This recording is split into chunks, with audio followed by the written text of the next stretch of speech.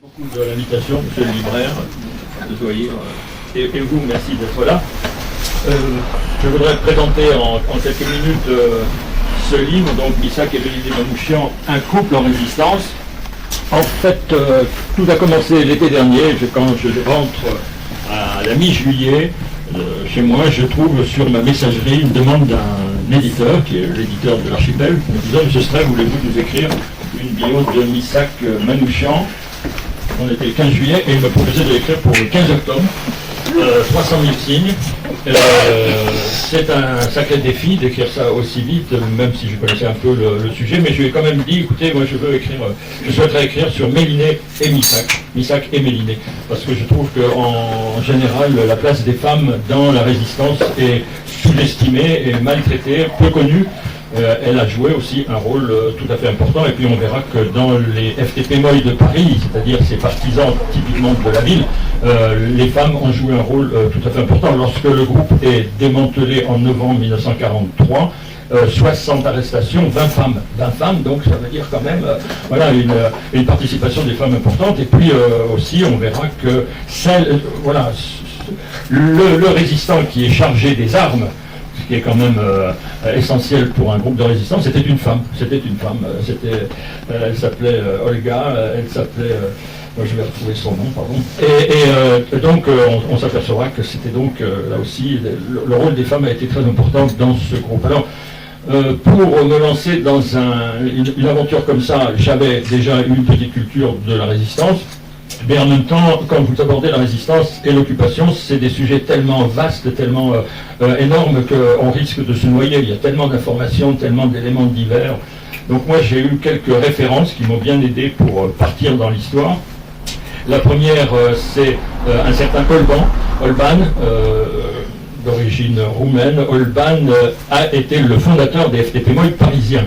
Et il a écrit un livre qui s'appelle Le Testament, que j'ai retrouvé d'ailleurs chez Rakuten, dont on parlait tout à l'heure, qui est un livre absolument remarquable parce qu'il donne tous les éléments, jour après jour, nom après nom, et on s'aperçoit que les FTP-Moy, dont il va être beaucoup question, ont été créés, on va dire, à l'été 42, et ils vont vivre, le groupe va vivre jusqu'en novembre 43, donc c'est une vie relativement courte, et c'était en permanente ou presque recomposition, parce qu'ils étaient tellement harcelés par les policiers français, et non pas policiers allemands, que le groupe se reconstituait un peu en permanence entre l'été 42 et la fin 43. Donc ça, Olban, il le donne, et pour moi, c'est une source très importante. Ensuite, il va y avoir trois historiens, Pechansky, Raïsky et un troisième, qui vont écrire à la fin des années 80 un livre tout à fait remarquable parce qu'ils ont eu accès aux archives de la préfecture de police. Et donc, on va s'apercevoir premièrement que le groupe était extrêmement suivi par les flics. On peut dire, voilà, en gros, que les FTP-Moy parisiens, c'est 100 personnes en permanence, donc pendant ces 15 mois, mais qu'en face d'eux, ils avaient 250 inspecteurs de police qui les traquaient. Donc vous imaginez aussi une vie assez incroyable de tension, de présence, de peur, naturellement.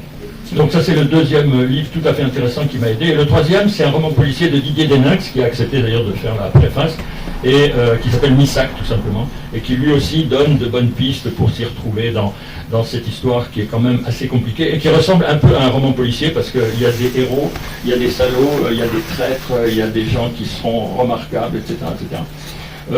Voilà, alors leur histoire à eux, eh bien, de Missak et de Mélinée, elle commence non pas en Arménie, mais en Turquie, et en Turquie, et de manière dramatique, puisque on va dire qu'ils sont nés sous le signe du génocide des Arméniens par les Turcs en 1915.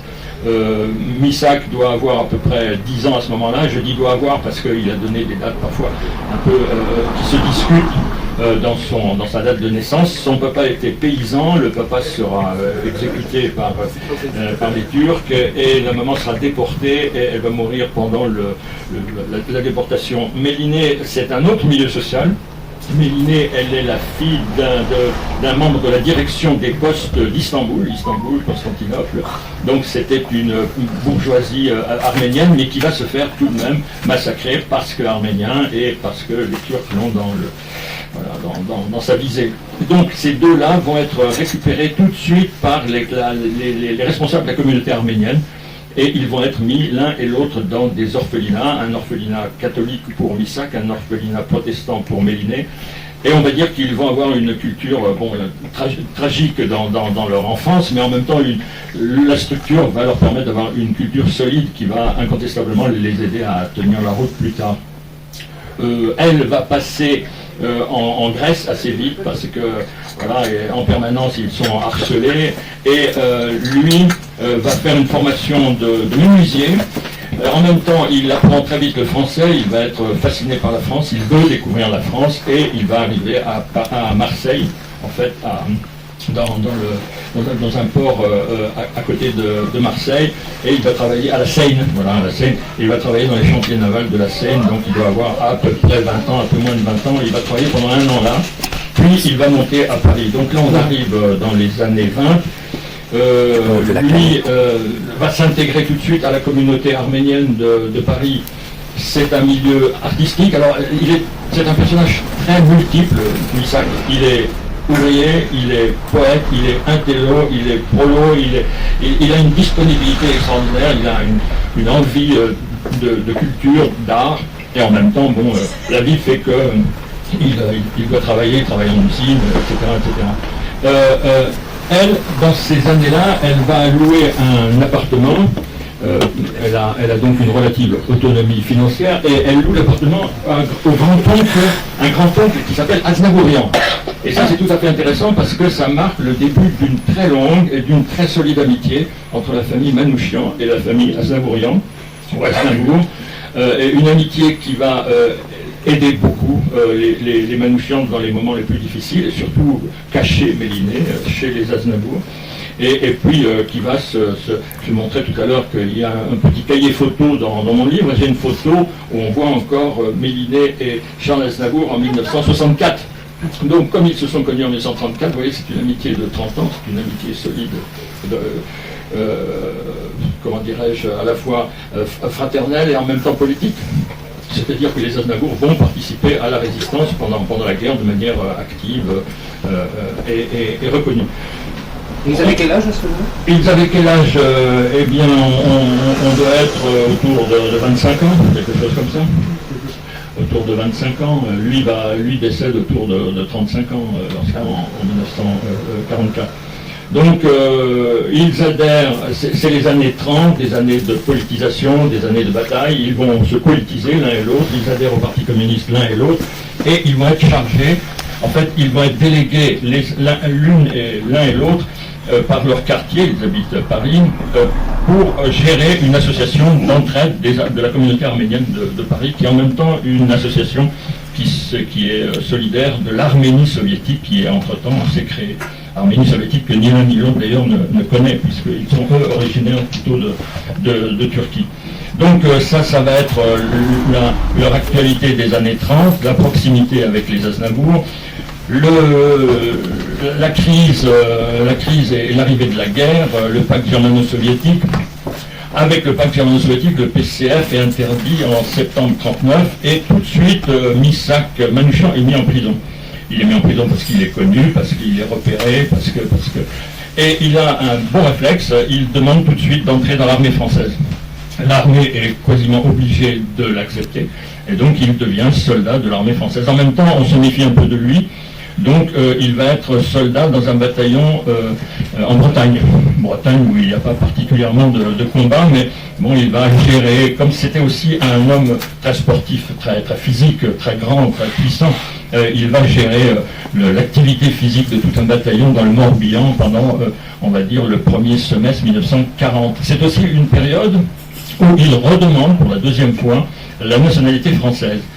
Il l'avait déjà demandé dans les années 30, là il le redemande début 40, il a failli l'avoir, et puis bon, 40, c'est la débâcle, c'est le bazar, quoi, et donc il ne l'aura pas. Il va revenir à Paris, alors entre-temps, elle, qui se méfie de la police et de la possibilité de voir tous les fichiers qu'elle avait sur les Arméniens de Paris, elle va faire disparaître tous les dossiers qu'elle avait. Voilà, et il passe dans une espèce de clandestinité. Il est de nouveau arrêté à l'été 41 parce que cette fois les Allemands, les nazis attaquent l'Union soviétique et les Allemands de Paris se méfient d'une réaction de tout ce qui est russe ou pro-russe à Paris. Ils considèrent que lui, arménien, est une espèce de russe, donc il est de nouveau arrêté et il est envoyé dans un camp, dans le seul camp d'ailleurs à ce moment-là, le seul camp allemand dans la région parisienne. Là aussi, sa femme, avec l'aide aussi de Misha Aslavour, qui est le papa de Charles, va aider, va apporter des valises, des vêtements, enfin il y a cette solidarité qui s'organise. Il sera libéré de ce camp parce que c'était un camp plus de, comment dirais-je, de défiance des Allemands plutôt qu'un camp de véritable internement, et il se retrouve donc à Paris où cette fois il s'engage dans la résistance armée. Et donc dans les FTP-MOI, alors on dit FTP-MOI parce que c'était des structures d'étrangers organisées par langue dans le Parti communiste français, donc il y avait des Roumains, des Hongrois, des Espagnols, des Italiens, des Arméniens, pour Missak, c'est pas un choix évident, contrairement à l'image qu'on pourrait avoir de lui, c'est-à-dire, je l'ai dit, il a ce caractère artiste, ce caractère bohème, un peu ce caractère poète, et se mettre à utiliser les armes, d'abord il ne sait pas les utiliser, ensuite se mettre à tuer, c'est quelque chose qui l'indispose beaucoup, et il faut vraiment qu'il se fasse effort.